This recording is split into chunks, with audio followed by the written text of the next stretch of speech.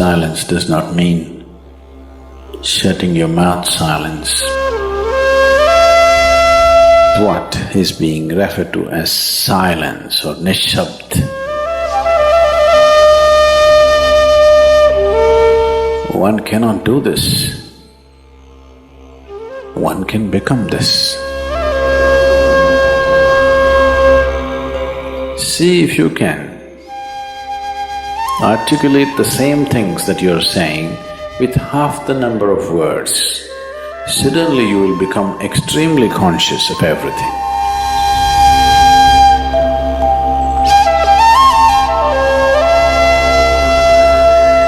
The wind makes its own sound, so does the water.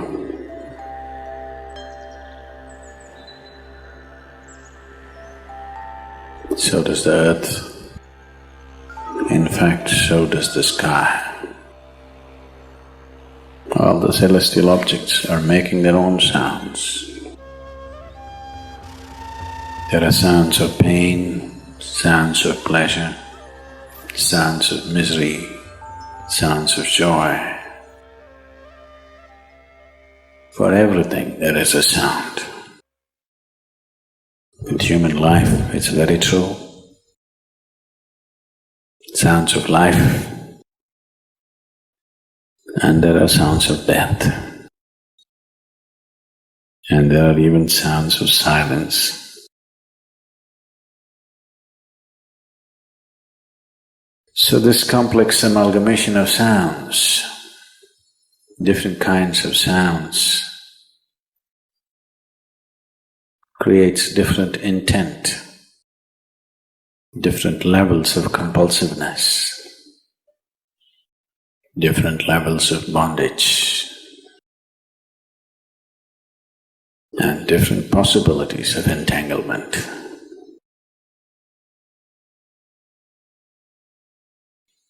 In all this, why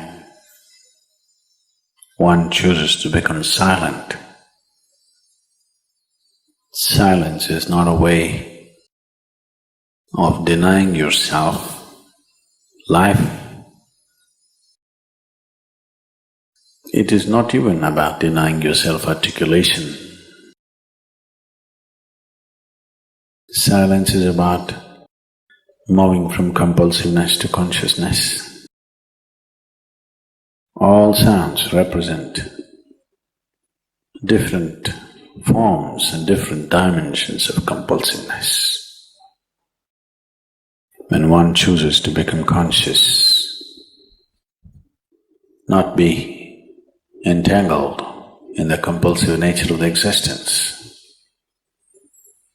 he naturally chooses to become silent.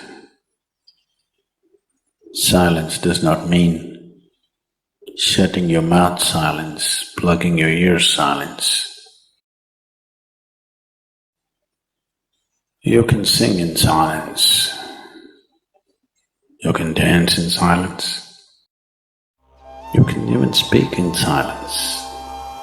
You can even scream in silence. You don't try.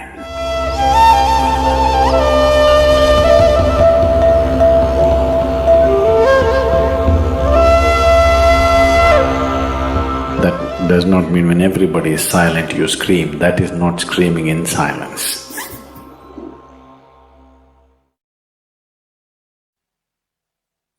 Because sound is of the surface, silence is of the core.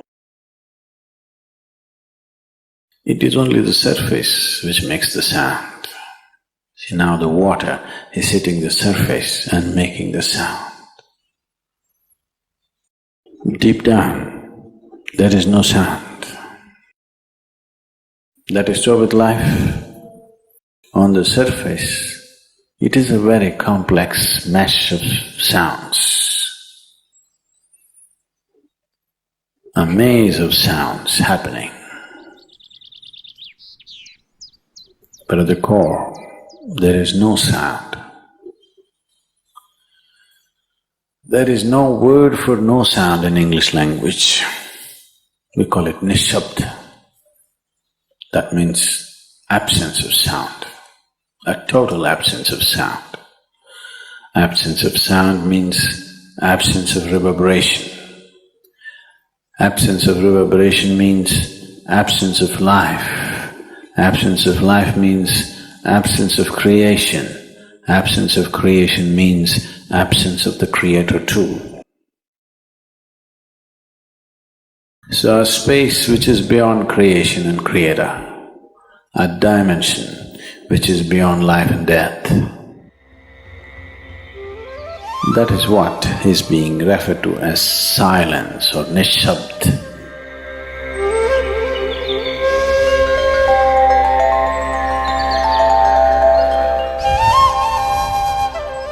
One cannot do this. One can become this.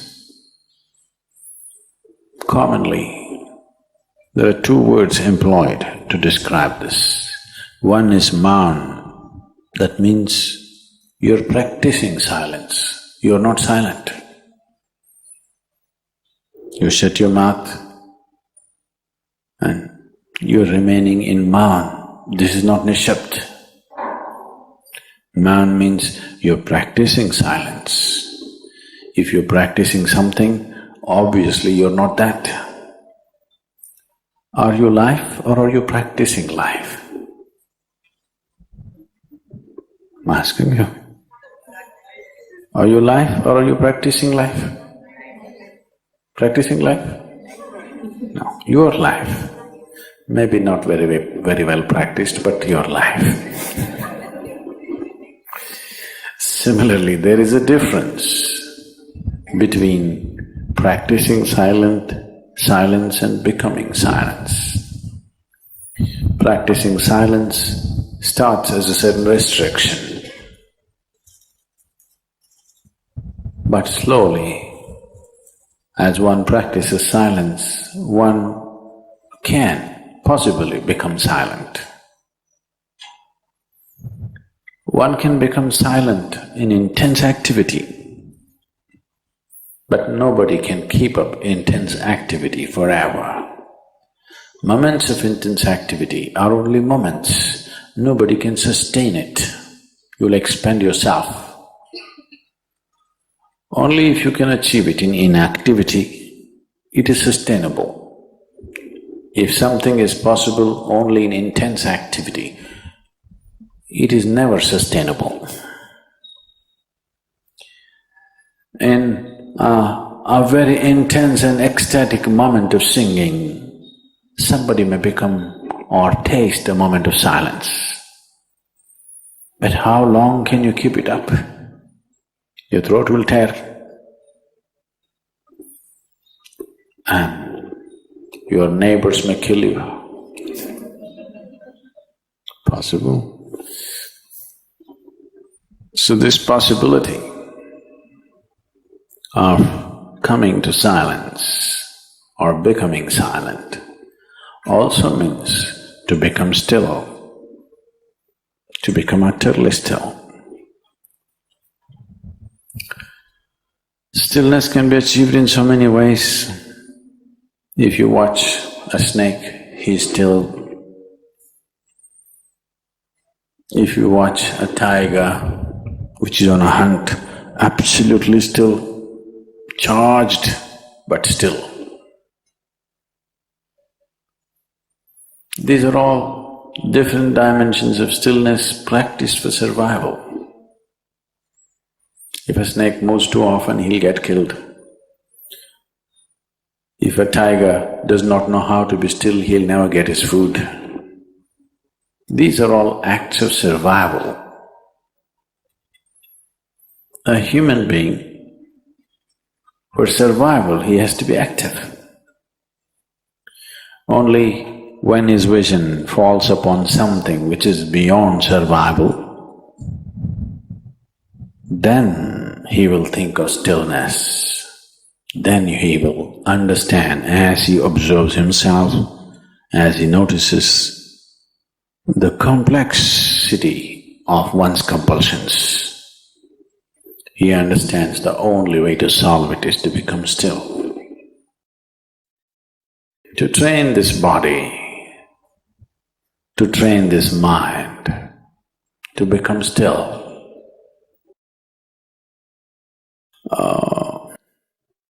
Takes some effort.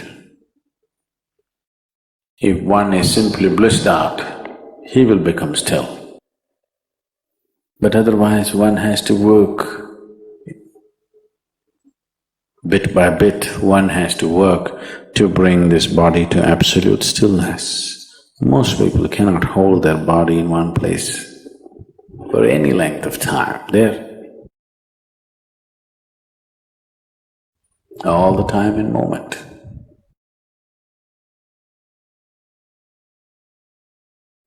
As it is said, a man is ill only because he does not know how to be still.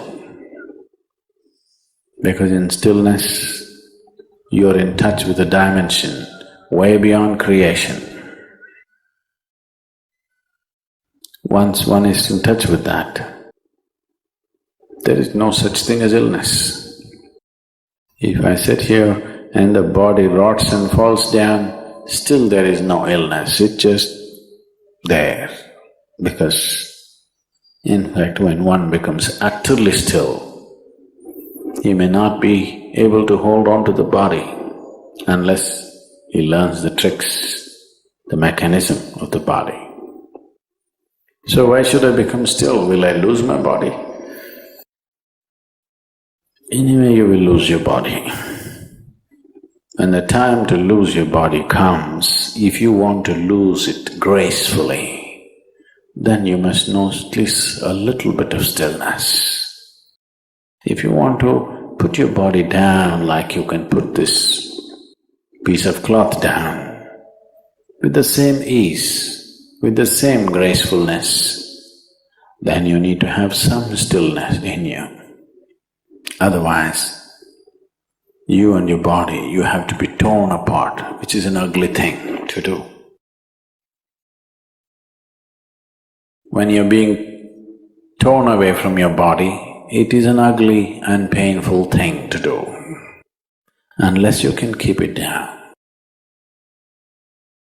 There's no grace in life.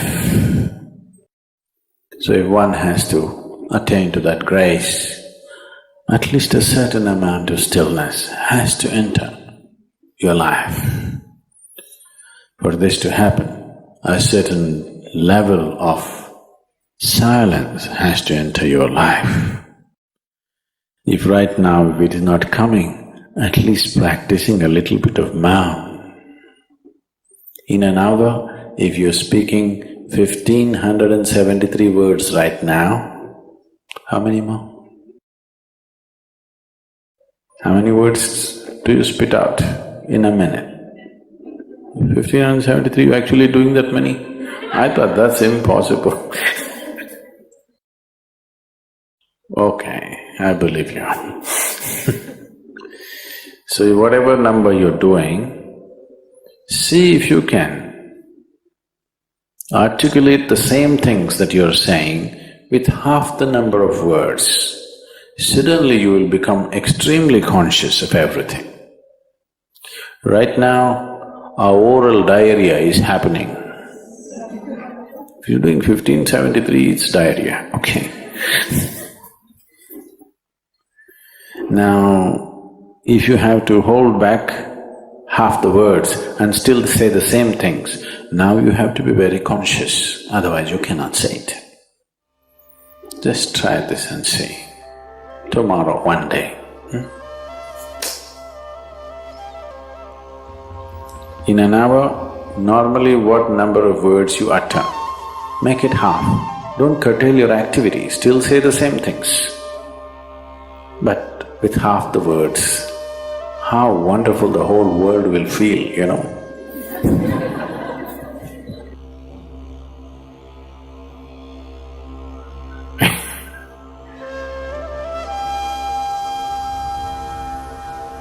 World will be a wonderful place, I'm telling you, tomorrow, if everybody does this.